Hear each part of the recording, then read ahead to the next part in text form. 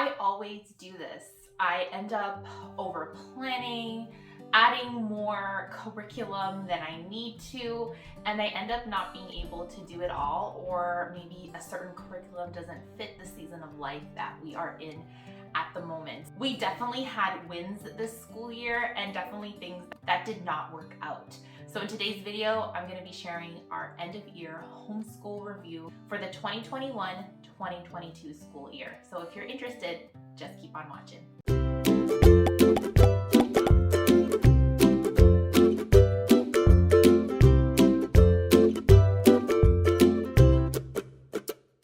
Hi friends, my name is Regina, Gina for short, and welcome back to my channel.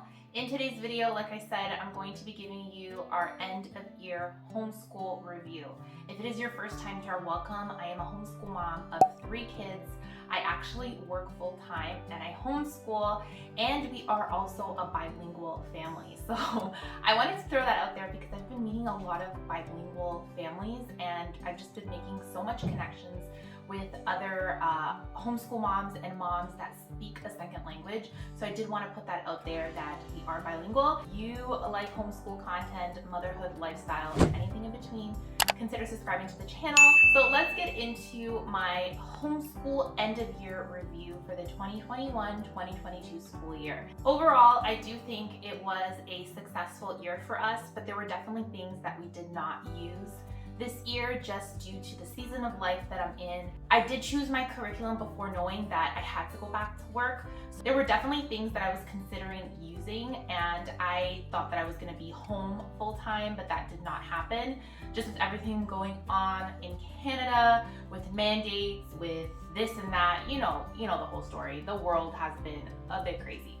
So our plans did change, but the beauty of homeschooling is the flexibility to change things up when life gets a little bit more complicated. So I love that about homeschooling. So I'm just gonna jump right in. I have things that I'm going to be talking about. I have curriculum, I have subscription box services that I've tried.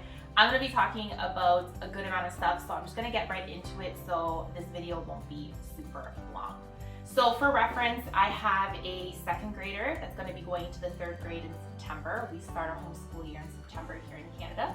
At least that's what I do. And then I also have a preschooler, and then I also have a 1-year-old. She's going to be 2 soon. We don't homeschool her, right? Because she's too young, but she is definitely part of our daily rhythm and schedule. And homeschooling with littles can be tough.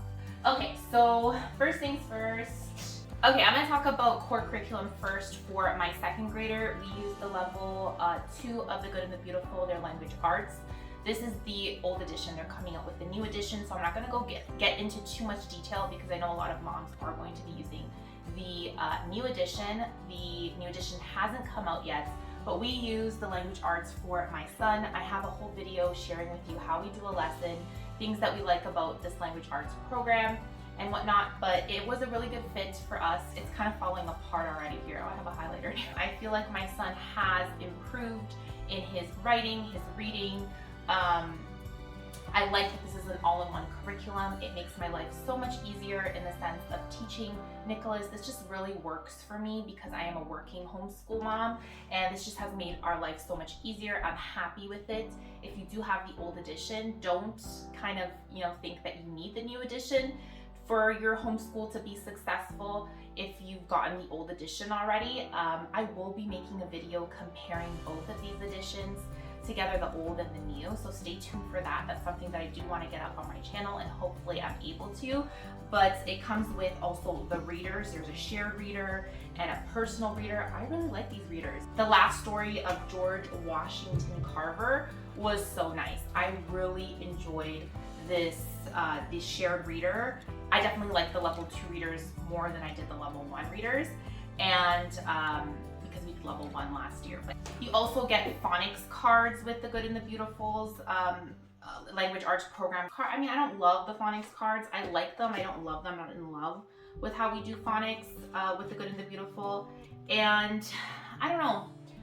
I'm looking forward to their new changes when it comes to phonics. I don't love it, but I don't not like it either. I just think it's okay. So I'm interested to see how they're changing their phonics and and whatnot, so that should be interesting.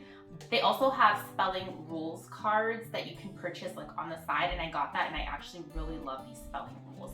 So this is, I definitely recommend getting it. I think you still can get it even though they're coming out with the new edition. It's just nice when we're thinking about a spelling rule. We're learning about why do we double S, F, and L at the end of words. And it'll have here the spelling rules that you can do with your child, and there's like fill in the blanks. And you can memorize the spelling rules, so when your child is writing, they'll remember, oh yeah, this is why we double the S and the L and the F, because of this rule. So it's nice to have these on hand. I actually really like these. Another win definitely is math. Math 2 was perfect for us. I have a video up on my channel sharing with you guys our thoughts as well, so I'm not going to go too much into it, but we love the math from the good and the beautiful. Interested in seeing what we really, really love about the math and whatnot, make sure to check out my previous video that I have up on my channel, and you can take a look. Musical multiplication. I got this last year, and I thought, oh, this would be fun because my son loves multiplication. He likes learning about it. Level 2 does introduce multiplication, but it wasn't to a point where we actually introduced musical multiplication yet. I think we're going to use this next year, and this is one of the things that I kind of like bought on a whim, and I'm like, oh, we're going to use it and we'll just add it to our morning basket. It didn't work out.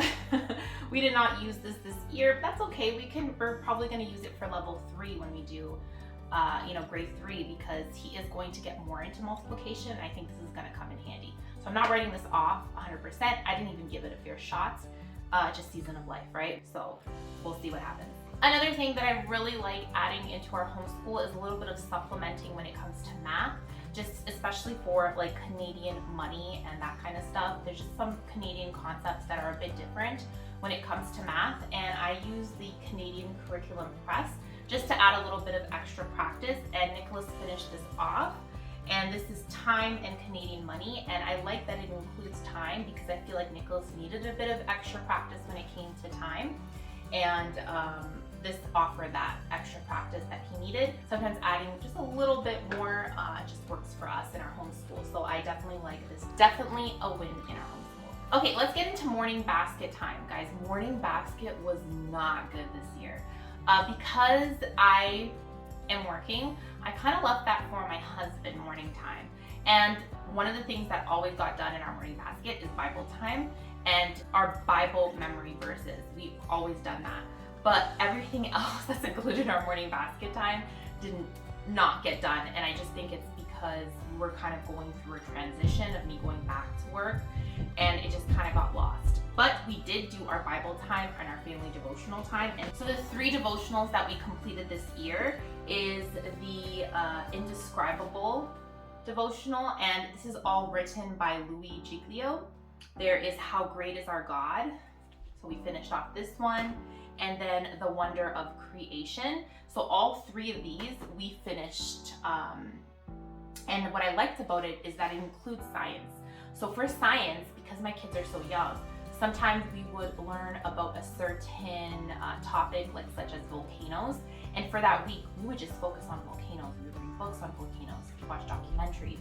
And that really helped in kind of an unschooling way of doing science. And I love that. So we really enjoyed these devotionals because it all had to do with science and God. So definitely a win in our homeschool. We're currently working through Bible Force, First Heroes devotional. We've been really liking it. We're more than halfway through. We have only a little bit left, and we're gonna do this throughout the summer. So I am kind of like looking for a new devotional. I have a couple in mind, but if you have a favorite devotional that you've done, let me know down below. I would love to take a look at it. But we're definitely gonna finish this off probably in August. We do a devotional a day. And I like this one because it's talking about like heroes of the Bible. It talks a little bit about like the history of, who's introduced in the Bible and kind of like the family line and everything. I thought this has been really great. We've been really loving it. I really like this Bible for Nicholas. It's the International Children's Bible, and just the wording is a little bit easier for him to read for his level.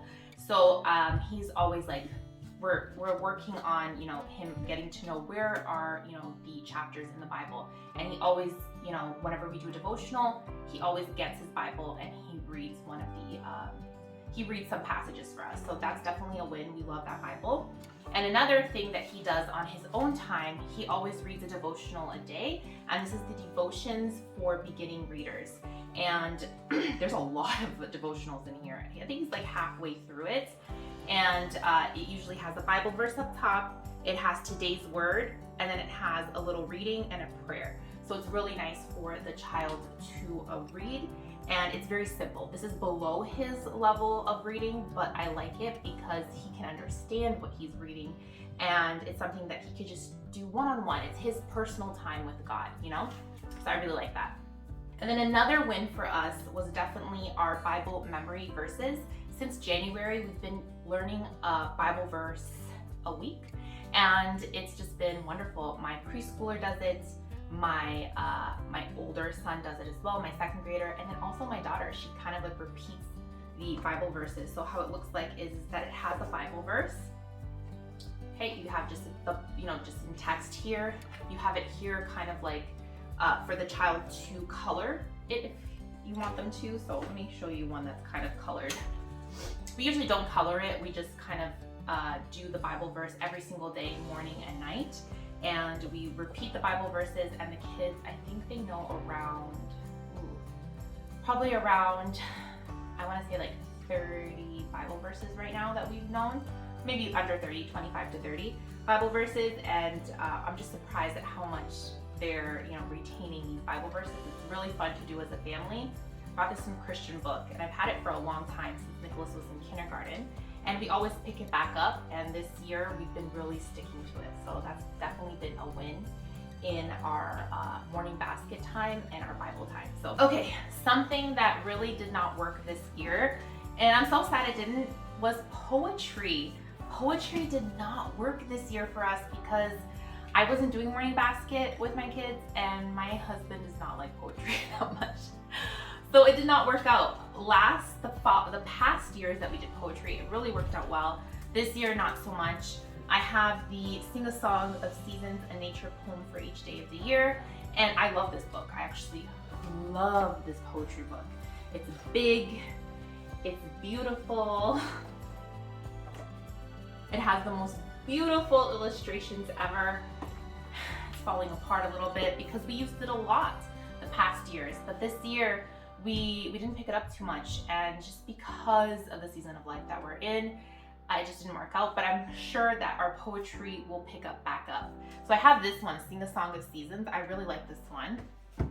I have Book of Nature Poetry, and this is from National Geographic, and I'll show you inside of it. And there's just like poems on nature. It's really pretty. I feel like next year I'll make more of an effort to do that with the kids. Not because we didn't like poetry, these books, it's just that seasons of life, right? So hopefully we can pick them back up in the following year. And then I have this nursery Mother Goose treasury. It's just favorite nursery rhymes. My daughter loves nursery rhymes. We did this a little bit. I picked it up sometimes. It has like Ring Around the Rosie, cute little nursery rhymes.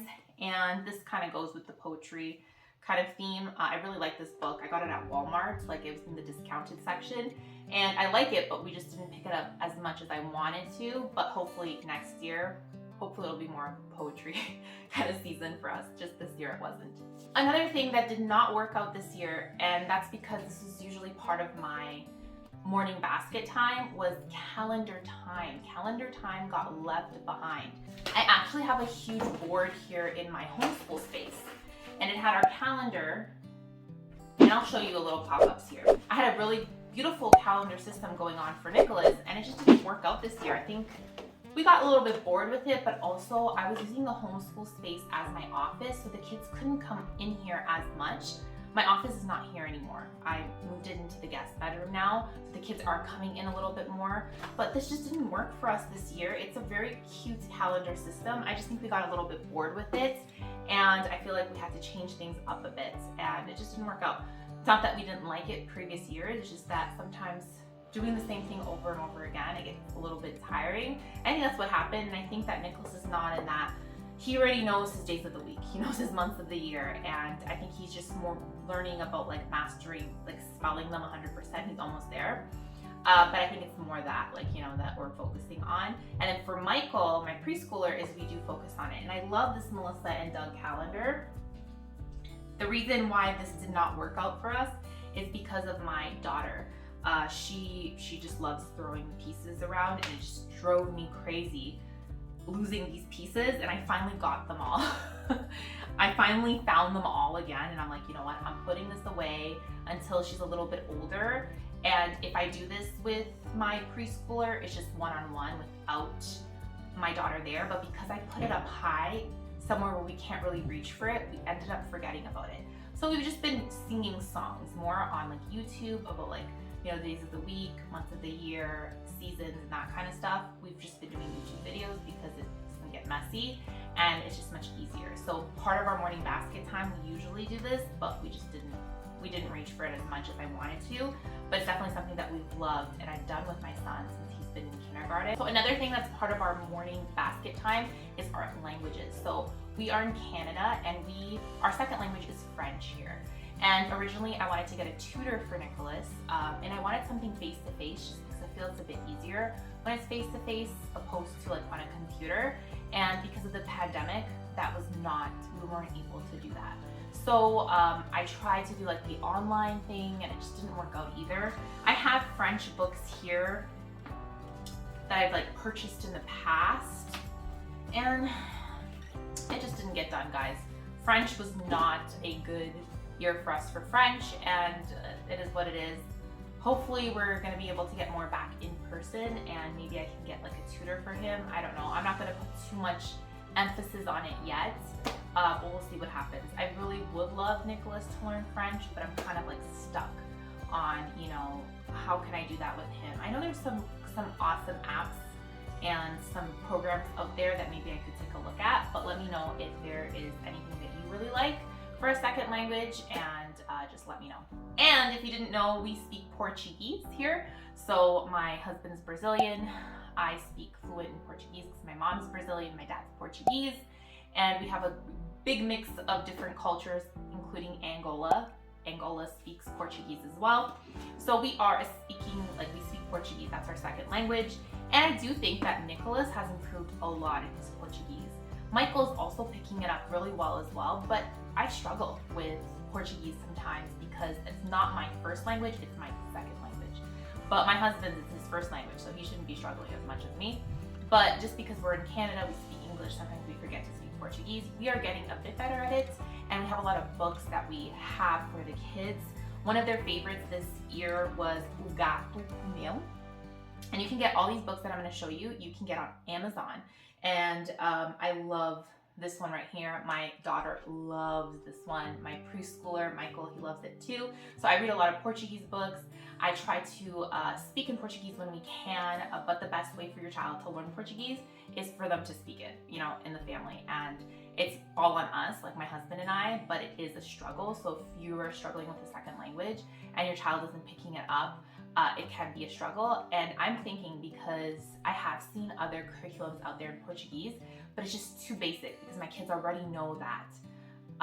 So what I'm thinking of doing is I might just take some time and do my own little curriculum for my kids in Portuguese. That's like a project that I think I would be passionate about and I would want to do. So just something to think about. So here are some books that we really like. This is our favorite one, O Gato Comeu, which is a very popular like nursery rhyme in Portuguese, so we love this one. O Sapo Cururu, Quando Eu Era Criança.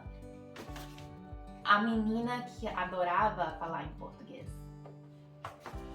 Meu Irmão, Minha Sombra.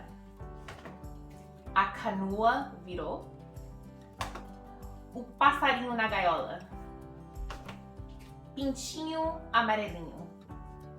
And then we have also my first Portuguese words. These are books I've had forever, and sometimes we just go through them. I have noticed a difference though in my son Michael's. He's understanding more Portuguese. He sometimes goes and speaks it, and if grandma is over, my mom, she only speaks Portuguese with them, and they completely understand. And when we're in public, when we don't want other people to know what we're talking about, Nicholas will speak in Portuguese. So I love hearing that. I like seeing him kind of trying to speak Portuguese, and I think he's doing pretty well. So I just want to continue doing more. I feel like we could do more. So we'll see how it happens for this next coming year. Curriculum that I use is Explode the Code. I use it for my second grader. He did the level 2 one. This was great. We really enjoy Explode the Code. I have a video up on my channel showing you a detailed flip through of Explode the Code if you're interested in, but we really love Explode the Code. I have it for my preschooler as well. This has been a great hit for us. I've been using it. This is our second year using it and we love it. So definitely a win, and we will continue to use Explode the Code in our homeschool for the next coming year. We love it. Handwriting level 2, another hit for us. I just love the handwriting from The Good and the Beautiful. It has like, you're working on your handwriting, but there's also fun little activities to do in coloring. My son loves handwriting, and we stopped it. We finished it up in March, I believe. And the reason why we didn't continue on with the other levels of Explode the Code and handwriting is because we were testing out spelling curriculum. We were trying to figure out what we were going to do for spelling. So let's talk about spelling. So The Good and the Beautiful does offer spelling, but because of the level 1, we did level 1, we weren't really feeling the spelling. They kind of focused on irregular words. They actually offer spelling within their curriculum with dictation, which is awesome. But I wanted something a little bit different for Nicholas because he has voice that, you know, I'm not really liking these spelling words. I noticed that he was memorizing the spelling words and then he would forget them. I don't know, it just wasn't working for him. So I was like, you know what? I'm gonna try Evan Moore. So we did give Evan Moore a shot. I've spoken about this before in my channel. It just didn't work out for us. And one of the reasons I think is because, first of all, grade 2, I know he's in grade 2. I think that this was a bit too easy for him, the spelling words. But not only that, I think the activities in the spelling curriculum, he didn't like the spelling activities. But there was just some things that he didn't like the word puzzles in here, like you have just to kind of like match the words, and it just wasn't effective for him. He just was not liking it. So I noticed it. So we're like, you know what? Let's stop this because it's not working out for us. Let's go back to The Good and the Beautiful. So we went back to The Good and the Beautiful spelling, and we tried it out, and we're like, you know what? No, it's not gonna work out. Like, I just don't think that's for us. So we were trying out spelling UC, the level B one, Jack and Jill, and it's a very non-traditional approach to spelling. I'm sure you can go on other videos and you can like see flip throughs and whatnot. I just wanted to try it out before I committed to it, just because it is a little bit expensive. It's an expensive spelling curriculum for my budget. So it was gonna cost me around, with shipping, a brand new, it was gonna be like $100. That's more than my language arts curriculum. So, but I told myself if it's good enough, I would invest in it. But I also wanted to try something else, just in case there's something else out there that would be better for us. So we tried this out, we liked it. Even Nicholas liked it. I just felt like I did also have to have a little bit more one-on-one time with him when it came to spelling. It wasn't something that he could do independently, and I did want something a little bit more independent just because I work and my schedule and flexibility and whatnot. But I tried something else, just one more thing, and that was 180 days of spelling. We are actually doing this right now. We're basically halfway through it, and we've been loving it. It's a very traditional approach, and some would say this is very similar to Evan Moore. Now, I don't think it is, because the activities are not the same. The activities are very different. The grade level, grade 2, level 2, definitely is more challenging than the grade 2 level. Now, these are just levels, right? So it doesn't mean level 2 doesn't mean grade 2, but it's perfect for what I was looking for, and I really liked the activities.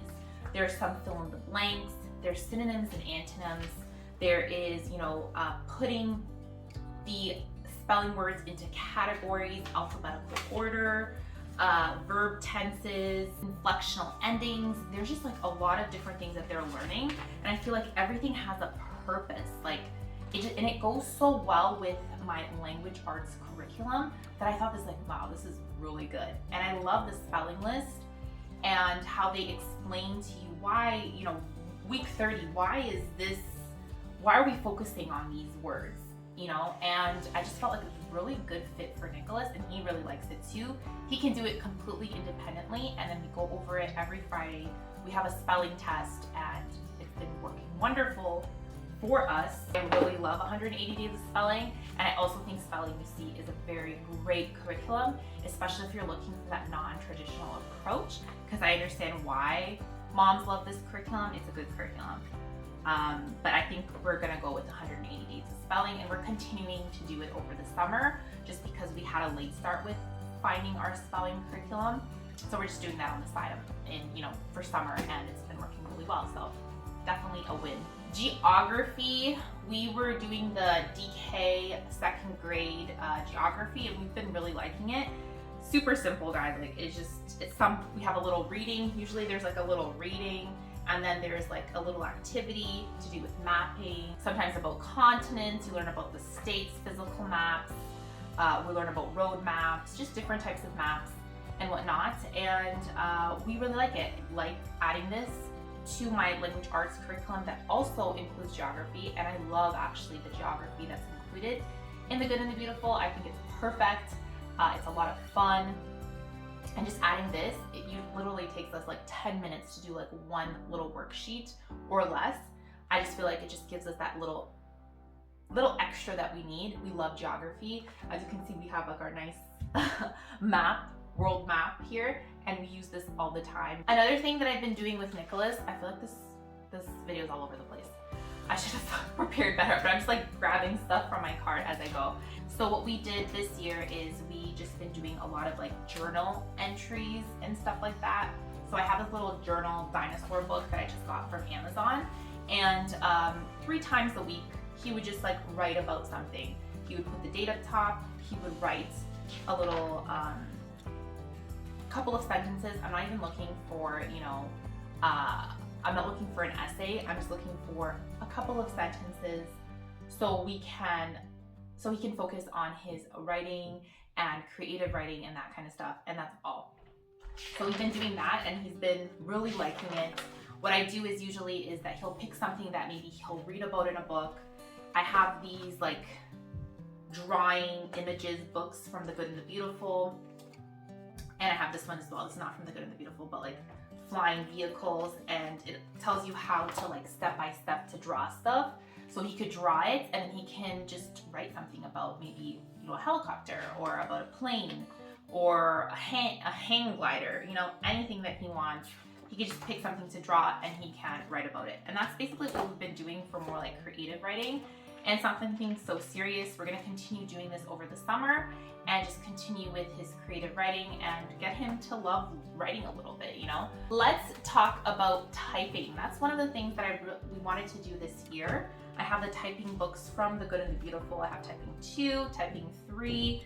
I have all the typing books. And I thought that when I chose my curriculum, I would have more one-on-one time with Nicholas, but I went back to work, and this definitely requires more one-on-one time. I didn't have that one-on-one time that I needed for Nicholas, so Nicholas was just doing typing.com, and we would probably introduce this more in the future. I don't even think this year we might not introduce it. I don't know. We'll play it by ear, but definitely something that I didn't get to. Like, I don't know, it just didn't fit with, I couldn't give more one-on-one time. And then my husband was kind of like in this phase of him just getting used to homeschooling the kids, having my little girl, and she's just very much a handful. It's seasons of life, right? So we didn't get to this, but he still did typing.com, which was really nice. But this is definitely something that we'll probably do in the future, just not now. Doesn't mean it's a bad curriculum, it just means not right now. For sciences, okay, let's get to sciences. We're going to do the marine biology unit from The Good and the Beautiful. I was probably going to pick up a couple of different units from The Good and the Beautiful. I didn't even open it up, guys, because I just thought it wouldn't be a good fit for the season of life that I'm in, and everything going on. Doesn't mean it's not a good curriculum. I probably will do it in the future, but I just wasn't ready to go there, and I decided not to do it. What I did do is I took advantage of my mega bundles that I've purchased in the past, and we did a lot of different activities where I just would print and we would do the activities that were in my mega bundles. And these are just bundles created by other homeschool moms and other creators, and you can buy it for a discounted price of $25. We did do Gather Round, and Gather Round is not a science like science only curriculum. It's like everything in one: science, history, electives, language arts. It has everything. And we paused our curriculum and did that for about a month. If you are interested in knowing how we like to gather around, I'll link it here and I'll link it down below, our experience in using gather around and whatnot. So at Costco, they had like these history readers. This one is Helen Keller, Jane Goodall, John F. Kennedy, Albert Einstein, Alexander Hamilton, Abraham Lincoln, Martin Luther King, and Harriet Tubman. And Nicholas went through these readers. He sometimes would do a journal entry, just like I showed you. And that's basically what we did, guys. And we just watched documentaries and that kind of stuff. And I have a couple of books here that has a bit of history, but that's basically what we did for history. I feel a little bit of a failure when it comes to history and stuff like that. But we'll see next year how it goes. For science, though, towards the end of our school year, we did pick up the science unit from The Good and the Beautiful, the little hearts and hands.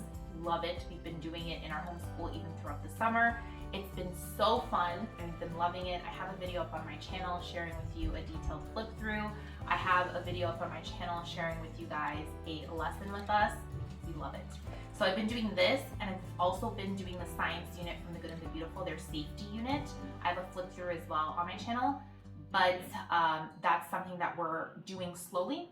We're mostly doing this right now over the summer, and we are doing the safety unit slowly throughout the summer. So that's been a lot of fun. I feel like it's been perfect for us. So I have a box here full of different KiwiCo crate boxes. I'm subscribed to it. So I have the panda crate over here. That is for my youngest, my daughter. So I really like the panda crate. I thought it was cute. I really like the activities in it. Awesome. Then we have the koala crate, which is more for like preschool age. And my son didn't like it. My son, he was just kind of like, oh, okay. A lot of the activities, I already have these types of activities for my son. I make themed toddler busy bins, and he enjoys my themed toddler busy bins much more than these koala crates. So it might just be the fact that I already have so much things that are similar that came in this koala crate that he didn't really care for. This is a maker crate. So I've tried so many of them. This is like a sculpture, like illuminating sculpture one. There's the Eureka crate. Let me see which one this one comes. This is a mechanical walk box that was made. So I have a lot of different ones here, and I think I could make a whole video on KiwiCo crates. Okay, another thing that we tried out was the Love Avery play kit, and we love this. Love. Quality, man, so good. They do have different toys and activities on their website, not only these subscription boxes, but they are known for their subscription boxes. And I do love them. I have the realist kit, and this is for Lily, and she loves this kit. I always take it out when I really need her busy, and that allows me to, homeschool Nicholas if I need a little bit more extra time with him, or do, get dinner done or clean up the kitchen. I always take out these kits for my kids to keep them busy. Michael has his kit as well, so this is more for like his age preschooler, and this is the storyteller one. So I really enjoy Love Avery. It is a little bit more on the expensive side, but it is worth the money in my opinion, and it's definitely been a hit in our homeschool. I'm gonna think of doing a video on these subscription services and just kind of show you inside of them in depth. Okay guys, that is my end of year homeschool review. What do you guys think? I feel like it was a successful year, but there was definitely things that we didn't use just because of seasons of life, changed things up a bit. But like I said, the beauty of homeschooling is that you can change things up a bit when you need to. So let me know, how did your homeschool go? Do you have any curriculums that really stood out to you this year that was definitely a win for you guys? Let me know down below. And that's it guys, that's my end of year homeschool review. Thank you so much for watching, and I will see you in the next video. Bye guys.